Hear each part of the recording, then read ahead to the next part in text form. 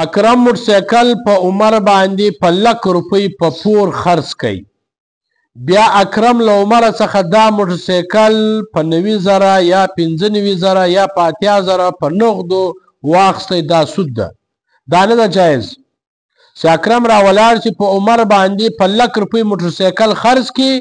بیا عمر دا موټرسایکل خرڅوي، په نغدو یې خرڅوي، خو اکرم دا موټرسایکل نشي ځینې اخیستلی.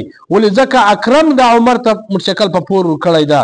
نو دا سود راځي که چیرې ځینې واخیستی. دا بیه په هغه وخت کې غیر جایز ده چې عمر دا لک روپۍ نه یې ور تسلیم کړي. دا لک روپۍ عمر ور ادا کړي نه وي وزید دغه ته اکرم ته. نو که چیرې عمر دغه لک روپۍ و اکرم ته ورکړي بیا جایز ده. مثلا زه راولاړ سوم، ما په یو چا باندې موټرسایکل په پور ورکړی په لک روپۍ، د 6 میاشتو په پور مې موټرسایکل ورکړی په لک روپۍ باندې.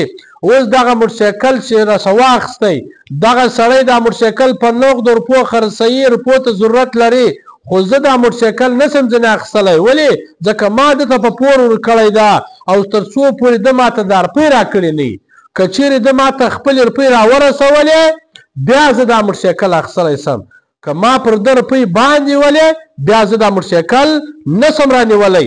رد المحتار صفحه نمبر 288 جل نمبر 7 فتاوی علمگیری صفحه نمبر 132 جل نمبر 3 بحر رائق صفحه نمبر 8 جل نمبر 8. نو په دې کتابو کې داسې لیکلی دي چې مثال یو سړی راولاړ شي، یو چاته موټرسایکل په پور ورکړي، یعنی شورم والا ده، موټرسایکل یو چاته په پور ورکړي، نو بیا دغه سړی خو موټرسایکل خرڅوي، دا شورم والا یې په نغدو روپو نشي ځینې اخیستلی.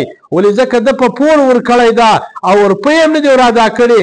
که چیرې روپۍ ور ادا کړې بیا یې اخیستی شي، تر څو یې روپۍ نه ور ادا کړې نو دا جایز نه ده. رد المحتار فتاوی علمگیری بحر رائق په دې دروسر کتابو کې داسې دا مسله راغلې ده.